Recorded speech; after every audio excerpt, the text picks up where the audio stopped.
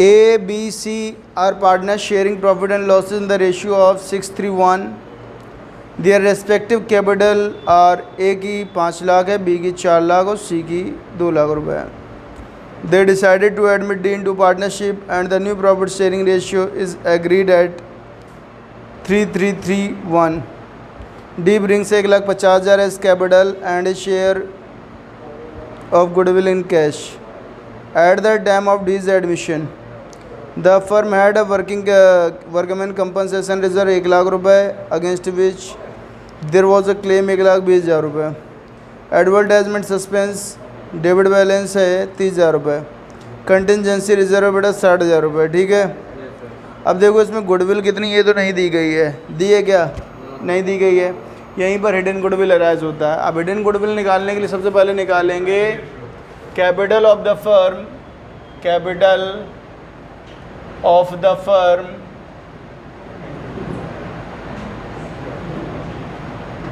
On the basis of D's share. बच्चे D कितना रुपए लाया है कैपिटल के तौर पे? डी लेके आया है 1,50,000. 1,50,000 रुपये लाया है. कितने शेयर के लिए लाया है? दिया नहीं होगा. न्यू रेशियो दिया गया है. ठीक से देखो, ये रेशियो दिया गया ना. न्यू रेशियो है हमारा 3:3:1, यानी 3/10, 3/10, 3/10 और 1/10 हो गया. ठीक है. अब 1/10 है, ये इसका शेयर है डी का. किसका शेयर है? डी का है. अब डी का शेयर है तो हम जब भी फर्म कैपिटल की बात, फर्म की वैल्यू की बात करते हैं, हम शेयर को उल्टा कर देते हैं, रेसिप्रोकल कर देते हैं. 1/10 को अब 10/1 कर दोगे तो कैपिटल बच्चे कितनी आ गई? 15 लाख आ गई कि नहीं आ गई? ये आ गई फर्म की capital on the basis of new partner share. ठीक है. अब बात करते हैं कि combined capital of the firm क्या होगी. ठीक है. अब इसके लिए हम क्या करते हैं, सभी पार्टनर्स की कैपिटल जोड़ लेंगे जो भी दी गई है. जो भी एडजस्टमेंट उसको भी कंसीडर कर लेंगे. अब एडजस्टमेंट में अगर कोई प्रॉफिट है हम कैपिटल में जोड़ देंगे और लॉस है तो कैपिटल से माइनस कर देंगे. करेक्ट है. अब देखो हमारे पास क्या है बच्चे, कैपिटल के नाम पे जो किए हैं 5 लाख, 4 लाख और 2 लाख रुपए ABC के. ठीक है.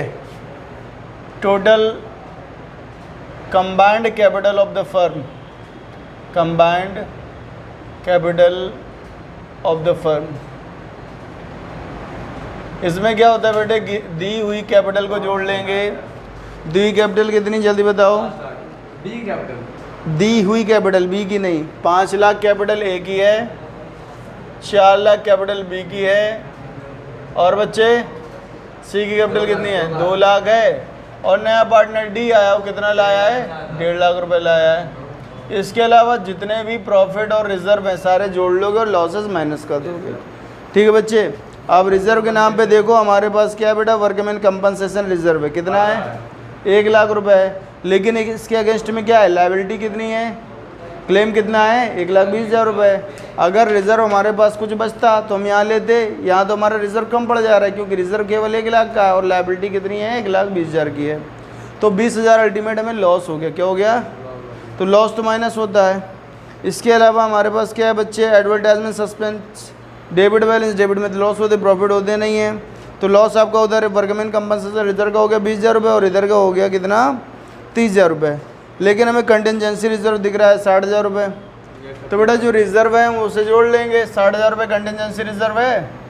इसमें से हम लायबिलिटी जो है, लायबिलिटी जो थी workman compensation reserve 1,20,000, workman compensation reserve कितना था? 1 लाख, यानी 20,000 का लॉस हो गया.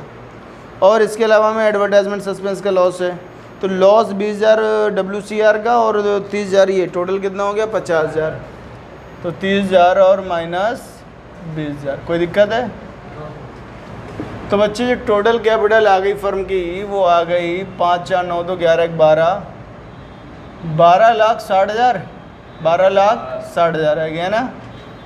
5, 4, 9, 2, 11, 1, 12, 12,60,000 आ गए बच्चे. ठीक है. ये एक टेक्निक है. वैसे तो मैं कैपिटल अकाउंट पूरा बनाना चाहिए, लेकिन अगर आप कैपिटल अकाउंट नहीं बनाना चाह रहे हो, सीधे जो पुरानी कैपिटल थी वो ले लो. इसके अलावा जितने भी प्रॉफिट हैं वो जोड़ लो, रिजर्व सारे जोड़ लो, उसमें से लॉसेस माइनस कर दो तो आपको combined capital of the firm मिल ही जाएगी. ठीक है. तो बेटा हमारे पास 12,60,000 आ गया। अब हिडन गुडविल जो होती है, हिडन गुडविल बराबर होता है, हिडन गुडविल बराबर होता है capital of the firm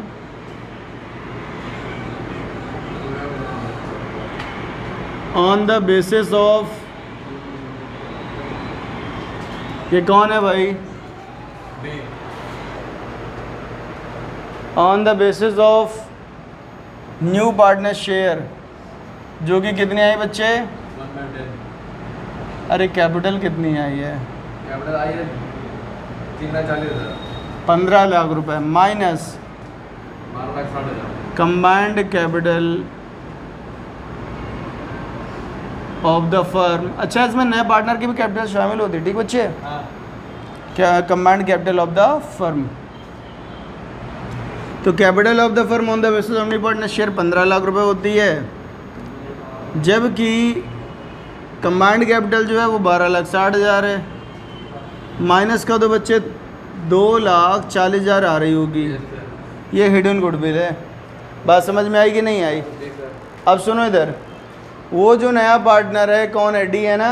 yes sir D कितना लाया बच्चे, 1/10 पैसे कितने लाया था गुड कैश में कैपिटल के तौर पे, 1,50,000 कह रहे हो उसमें प्रीमियम भी शामिल है। क्या शामिल है? प्रीमियम अगर आपको समझ में नहीं, मैं फिर से लाइन पढ़ देता हूँ आपके लिए। D brings in 1,50,000 as capital and share of goodwill in cash, ठीक है। लेके आया है तो 1,50,000 रुपये वो कैपिटल ला और बाकी पैसा जो उसका प्रीमियम का वो लेकर आएगा। लेके आया है। तो लिखोगे कैश अकाउंट डेबिट, ठीक है। हाँ सर हो गई। Cash account debit to D's capital to premium for goodwill, premium for goodwill to S capital, B's capital, C's capital. Correct है। कल से कैसे निकालना पड़ेगा लेकिन इनको 2,40,000 आपकी आ गई ना। 24,000 आ रही है सर। अरे वो 2,40,000 आया कि नहीं आया, हाँ सही है, मैच कर रहा है। ठीक है। यस सर सही है सर, दिख रहा है सर, ये दिखा नीचे देखिए, दिखा नहीं आपको? अब देखो जब वो पैसा लाएगा तो लिखोगे कैश अकाउंट डेबिट, ठीक है। कैश अकाउंट डेबिट होगा टू सीज कैपिटल और टू प्रीमियम फॉर गुडविल आएगा। क्या आएगा बच्चे?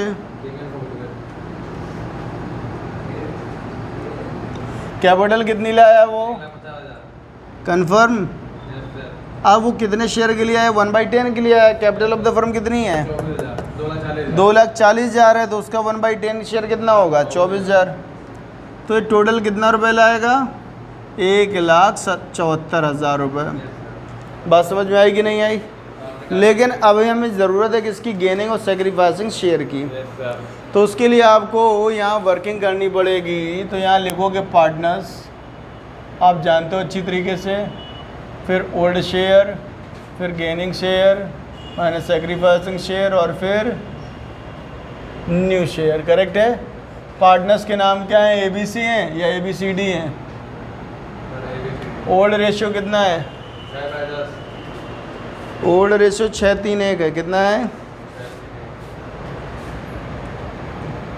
और नया रेशियो कितना है बच्चे,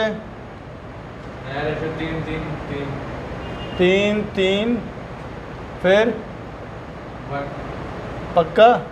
तो बेटा 6:3:9 10 10 10, इसकी बात करें 10 10 10 10। अब यहाँ पर हो गया बेटा, ये पहले इसका 6 था, आज कितना है 3, यानी इसने कितना बेच दिया 3। इसका पहले 3 था, आज भी 3 है, यानी इसने कुछ खरीदा बेचा नहीं। इसका पहले 1 था, आज कितना हो गया है 2 बढ़ गया है ना बच्चे, और ये भी गेन कर रहा है। तो गेन करने वाले 2 हैं, सेक्रीफाइस करने वाला 1 है। बेटा हमने आपको बताया जो सेक्रीफाइस करता है उसे पैसे दिए जाते हैं गुडविल के, ठीक है। तो सेक्रीफाइस कौन कर रहा है, ए कर रहा है, तो ए को पैसे मिलेंगे। कितने मिलेंगे बच्चे, अरे इधर देखना कितना शेयर इसने सेक्रीफाइस किया है। तो गुडविल का 3/10 निकाल लो, 72,000 आएगा। कितना आएगा, नहीं आया समझ में? हेलो, जितना शेयर सेक्रीफाइस करेगा उतना ही गुडविल का निकलेगा, फर्म की गुडविल का। बात समझ में आई? और जितना गेन करेगा उतना ही गुडविल का लिया जाएगा। तो गेनिंग पार्टनर वो कितना देगा?